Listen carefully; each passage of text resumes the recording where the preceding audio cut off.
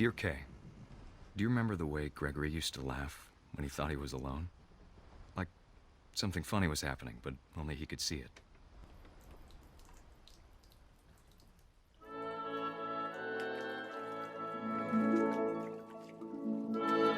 I think he saw things the rest of us don't.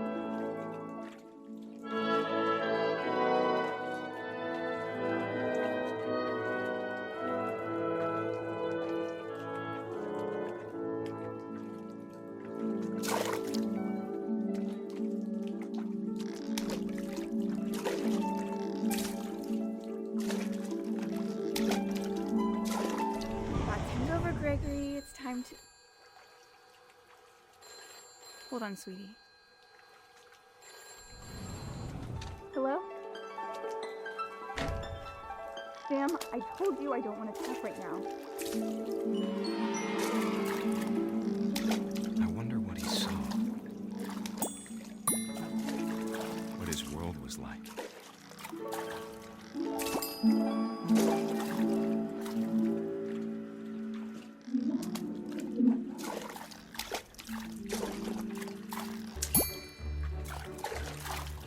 Reminded me so much of Calvin.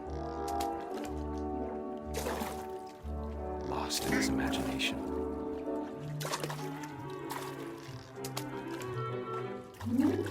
Whatever it was he saw, it sure made him happy.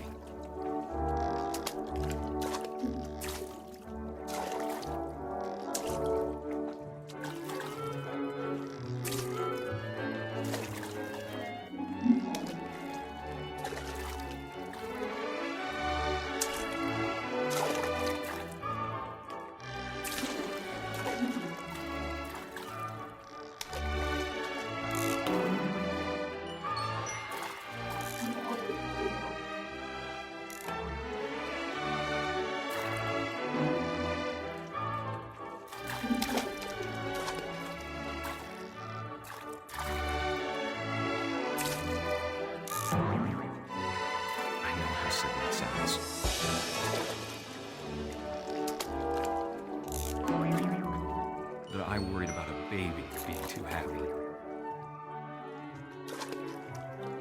But I could feel him slipping away.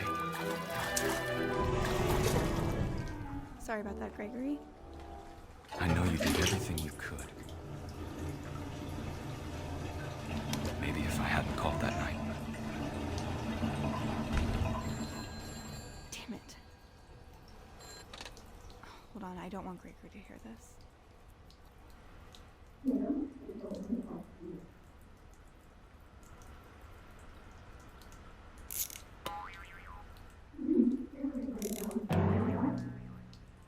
I wish he could have told us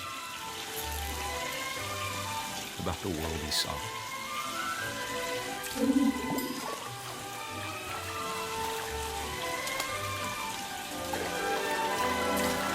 There's so much I don't understand about Gregory, about everything.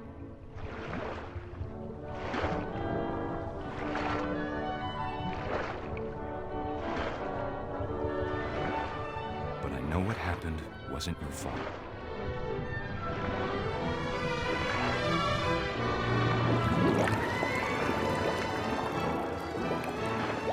I'm sure he's happy. And he'd want you to be happy too. Good luck, Kay. Love, Sam.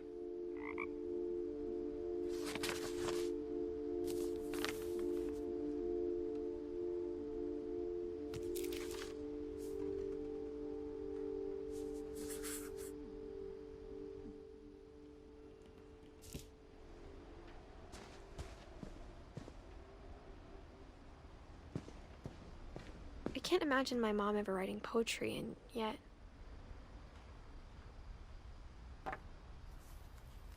A poem for Gus, who always said the wedding was a bad idea.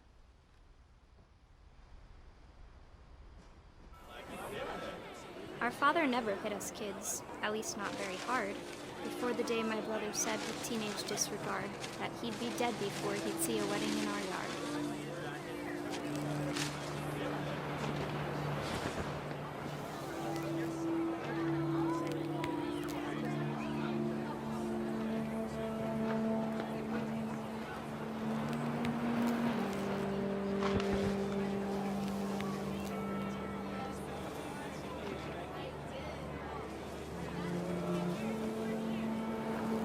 father made him come, of course, but Gus stood far apart, just flew his kite and bottled up the storm inside his heart.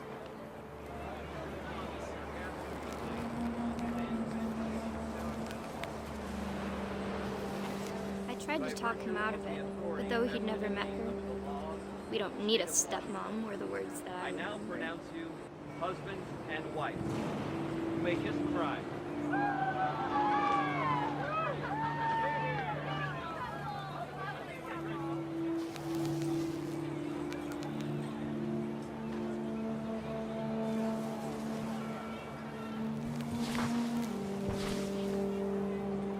When the time for photos came, Dad ordered him to come here. But Gus declined and as a sign held up his middle finger.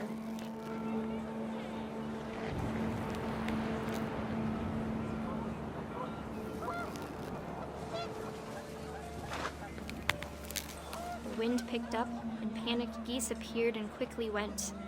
But all the humans did that day was go inside the tent.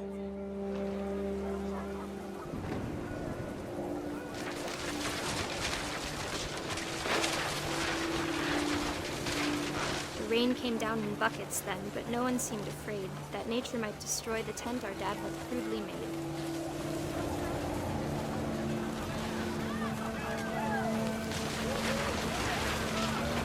The thunder sounded much too close and full of angry power. But all my father said to this was, "Make the music louder."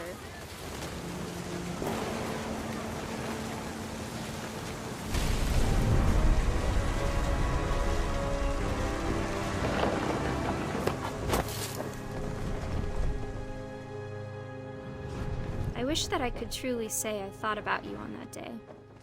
Out there on the beach alone, just you, the wind, the sea, and foam. But I didn't, until we found you.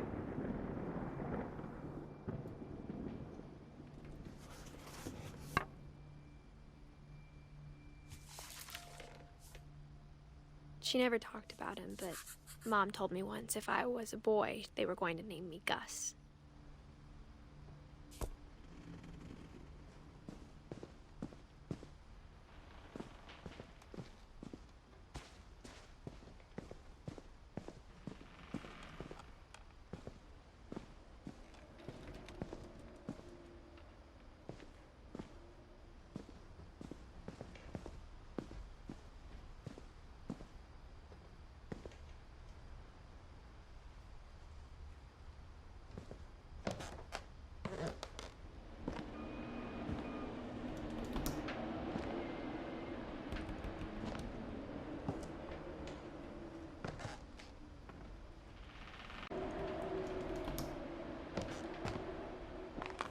My mom moved up to the loft after her brothers died. At the time, it was as far away as she could get.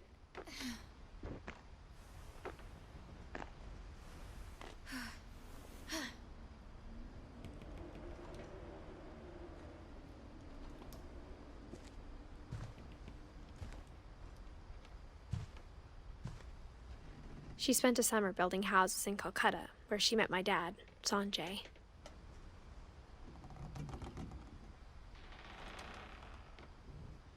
My mom moved to India a week after graduation and got a job teaching English. Religion was another thing my mom never talked about, but I think it helped her a lot after her dad died.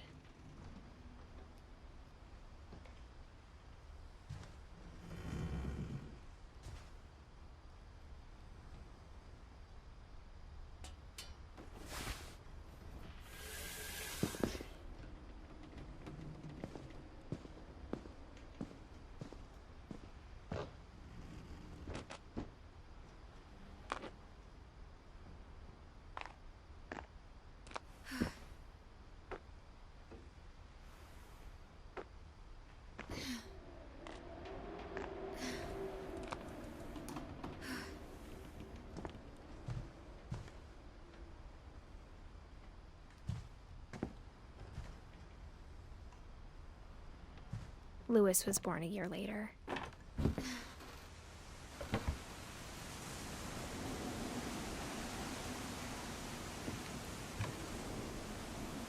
When my dad died, I don't think Mom knew where else to go. I'm sure Edie was happy to have her back.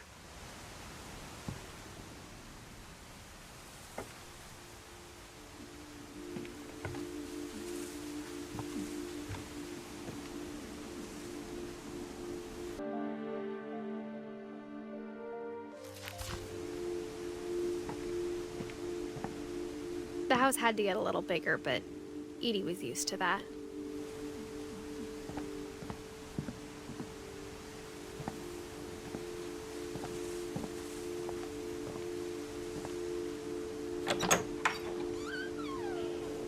And for a while, things were good. Almost normal.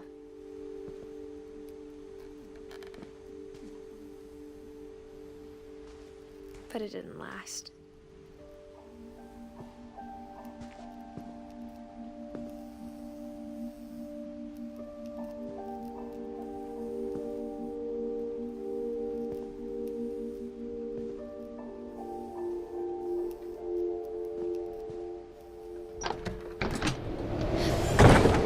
The beginning of the end was Milton's 10th birthday, when Edie gave him a castle.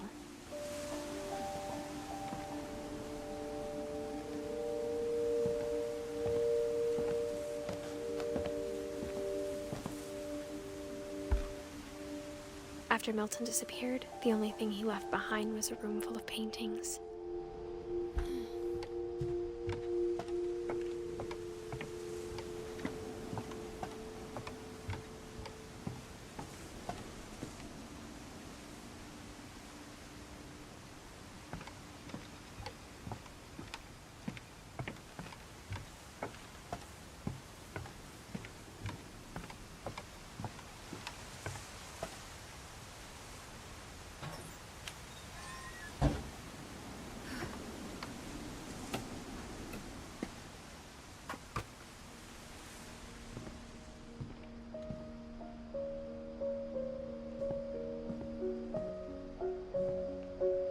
I think Edie was happy to finally have another painter in the family.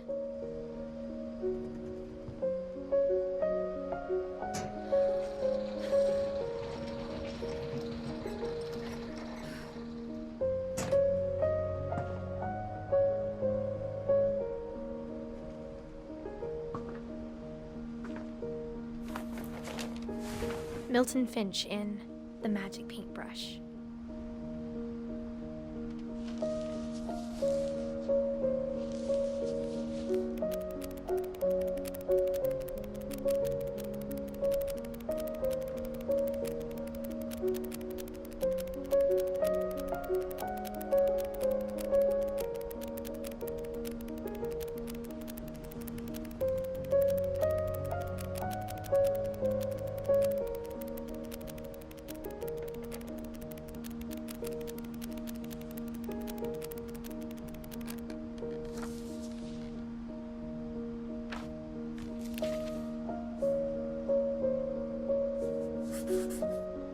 I was 4 when Milton disappeared.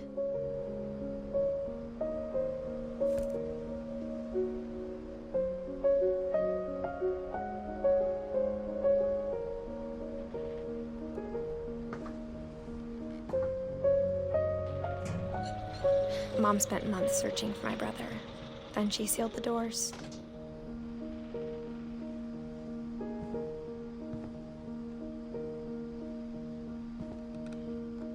Whatever Milton had found in the house, Mom didn't want it getting out.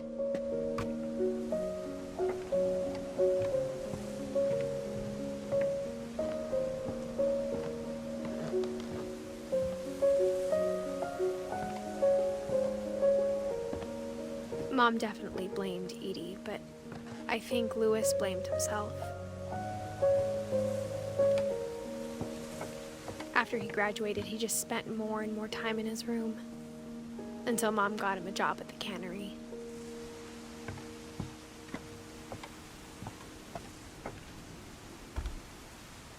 Everyone always told me to stay out of Louis's room, except Louis.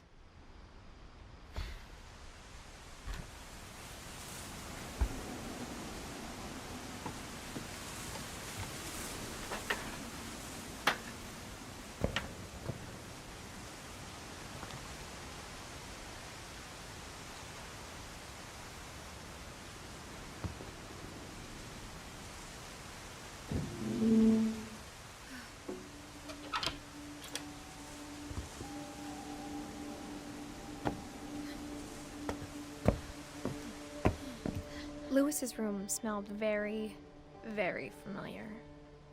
That part of him lived on.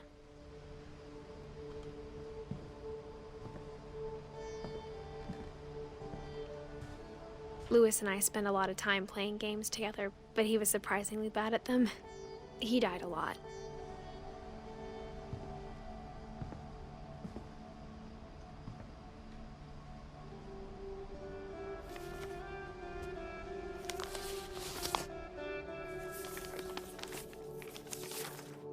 Dear Mrs. Finch, as Lewis's psychiatrist, I can understand your desire for an explanation.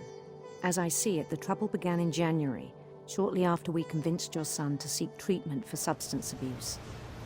Newly sober, I believe Lewis first noticed the monotony of his daily life.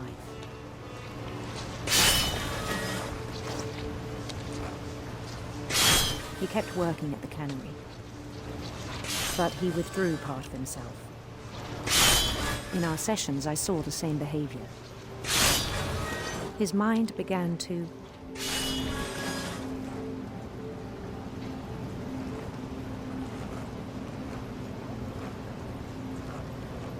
wander.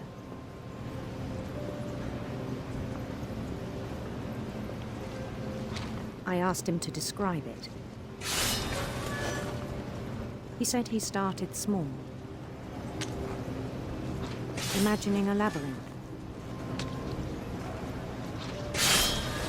He'd feel his way about. Then something moved. Bats and toads.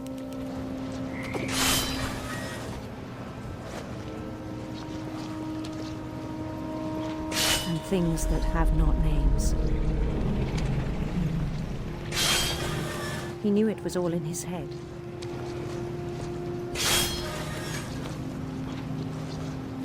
But he took it very seriously. I had hoped he'd find himself.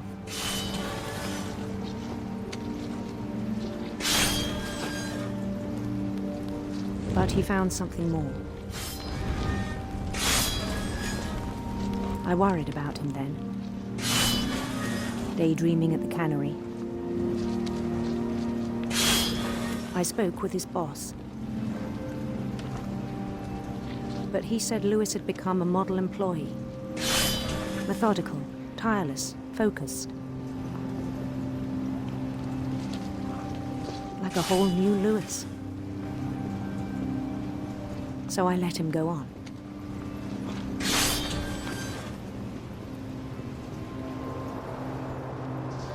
I even encouraged him. It seemed very promising at first. He told me he'd made a new friend.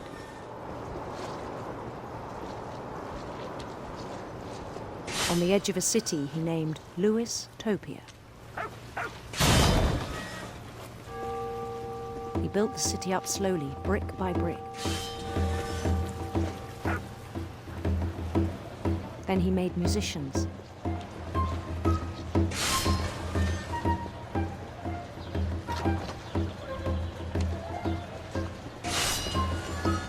And songs for them to play.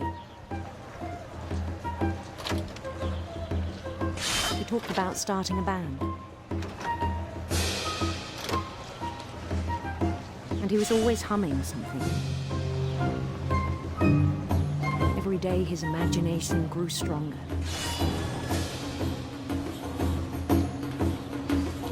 He no longer spoke at the cannery. But his chopping was as reliable as ever. Then one day it struck him that all the cheering crowds, even the stones under his feet, were all in his imagination. So he could do whatever he wished.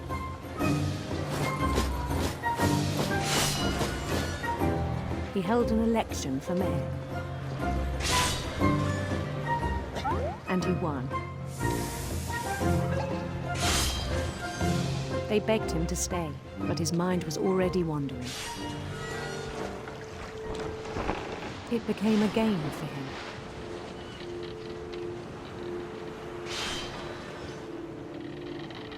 He'd conquer a city, then immediately push on. New Louisville.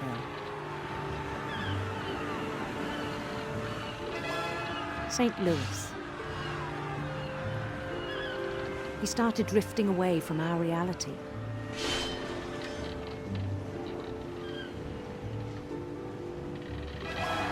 Minneapolis, until one day he forgot to go home from the cannery. Even as his mother pleaded with him, part of Louis kept sailing on.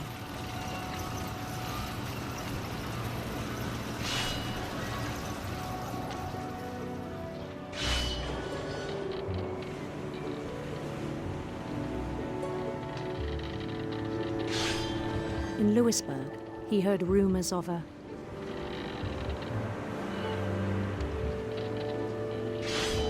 handsome queen.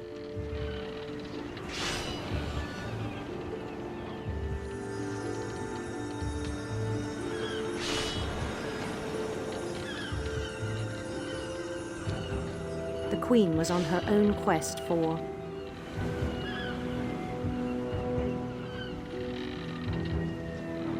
radiant rainbows.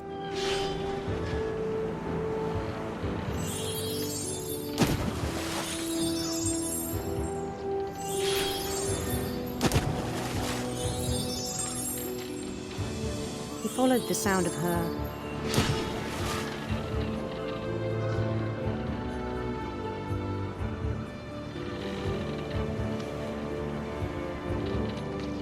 silver harp.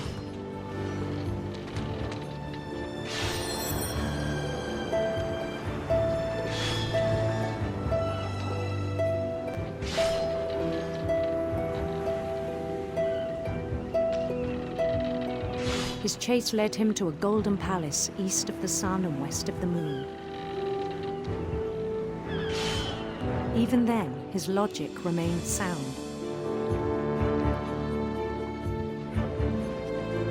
He knew the world was all in his imagination.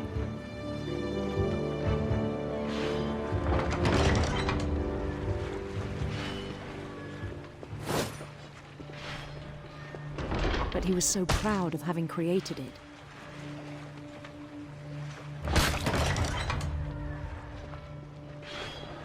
In his own eyes, he'd become something greater than a king.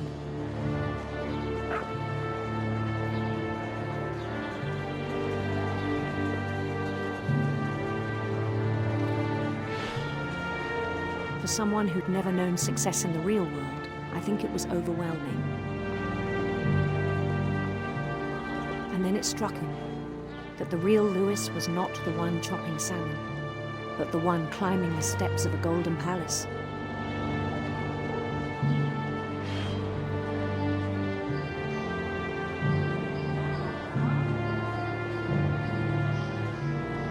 My imagination is as real as my body, he told me. It was hard to argue with him.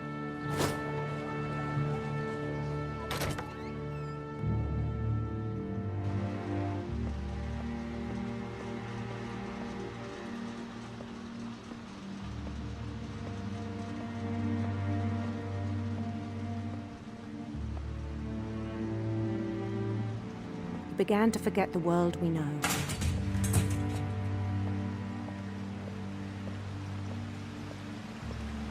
I think it pained him to remember Louis, the cannery worker.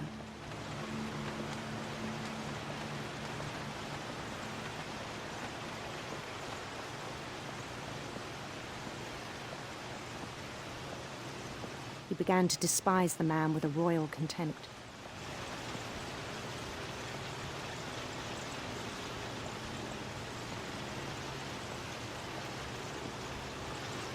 I still thought I could save him. Even after he said he was being crowned king over all the lands of wonder.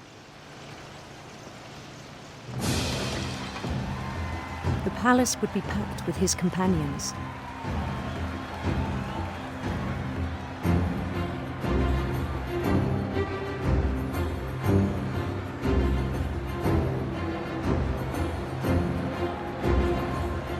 Including the wise Calico who'd insisted on advising him.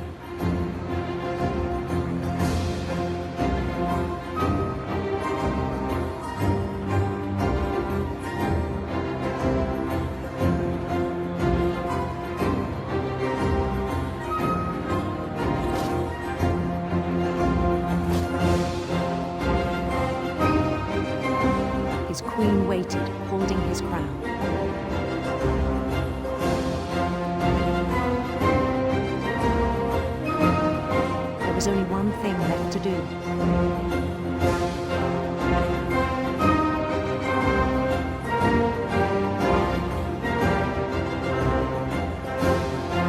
Bend down his head.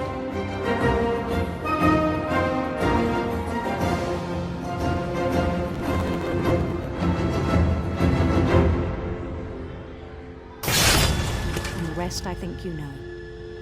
Mrs. Finch, your son was a kind man who will be missed by all of us who knew him.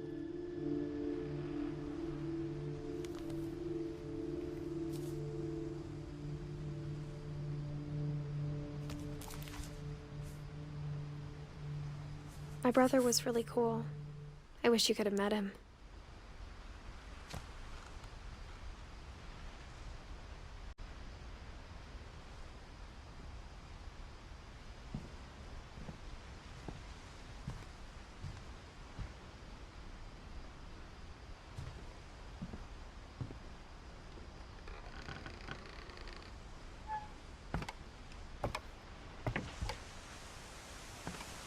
On the way back from Lewis's funeral, my mom told me to start packing. She waited until the day before we left to tell Edie. I'm not sure if she wanted to make it easier or harder.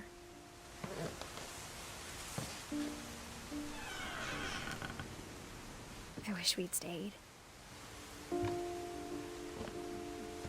But I understand why we left. My mom ended up leaving everything behind.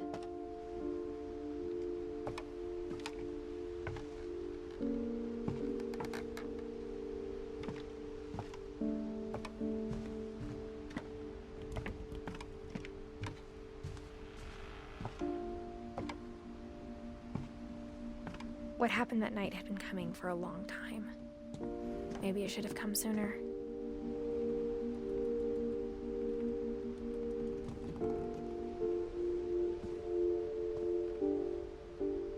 But it had to end one way or another. All that's left now is to tell you about that last night.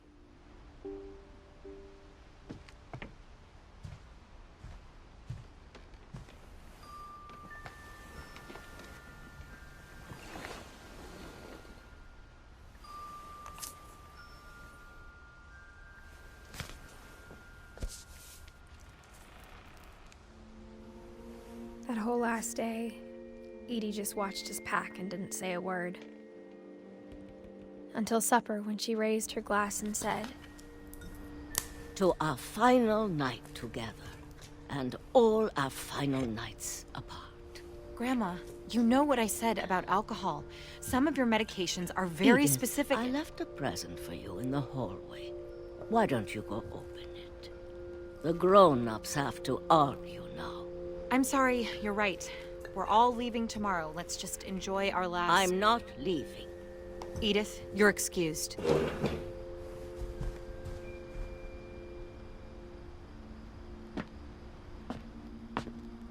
the power had been shut off that morning, but Edie always had plenty of candles. When my mom sealed the library, I don't think she knew about the other entrance, or that Edie had a key to it.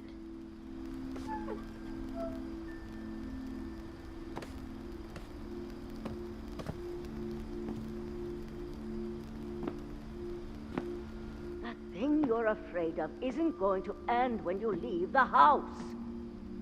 Edith has a right to know these stories. My children are dead because of your stories. I think it's best if Edith and I leave tonight. We'll have the nursing home send a van for you in the morning, okay? Dear Edith, there's so many stories I wish I could tell you, but there's only time for one. This is about what happened on the night you were born. That night, the tide went way, way out.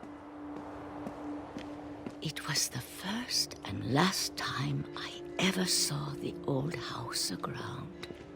There'd been an earthquake out in the middle of the ocean. They called it the lowest tide in 1,000 years. God, it smelled awful. You know, I've seen that house every day of my life.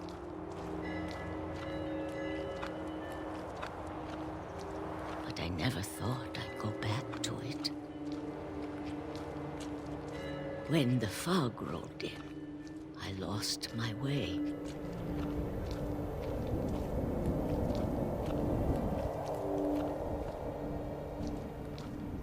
I got turned around.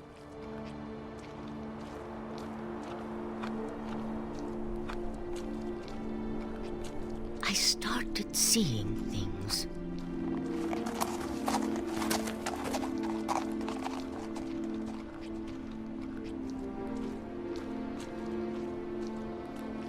Things I'd forgotten had ever existed.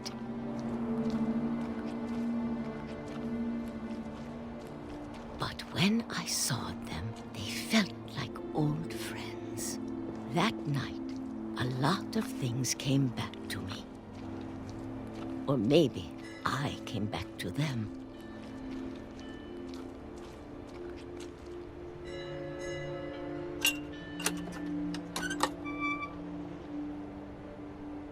Things I can't explain, but that I need you to try and... Edith, what are you doing in here? It's mine. Edith! Mom, you're gonna rip it! Let go! I kicked and screamed, but Mom dragged me to the car. I never saw Great-Grandma Edie again. The next morning, the van came to pick her up, but she was already gone. After that, we moved around a lot.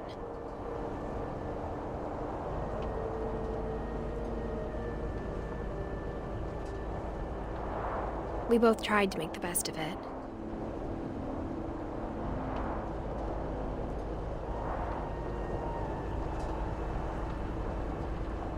A few years went by.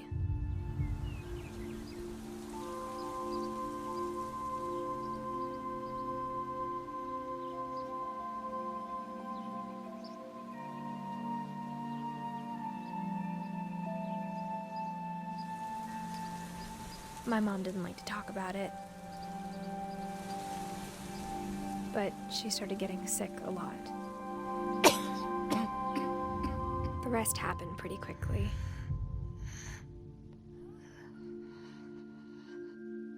She got better for a while, and then she didn't.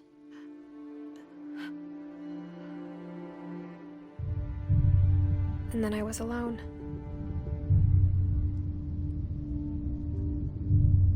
The last Finch left alive.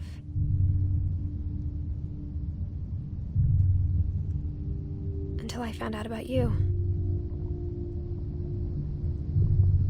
I'm still not sure what to tell you about all this. If we lived forever, maybe we'd have time to understand things. But as it is, I think the best we can do is try to open our eyes. And appreciate how strange and brief all of this is.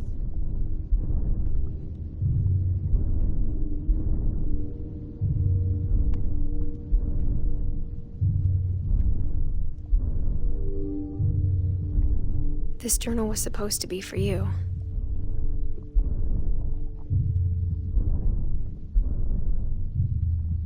But now I hope you'll never see it. I just want to meet you. And tell you all these stories myself. But I guess if you're reading this now, things didn't work out that way.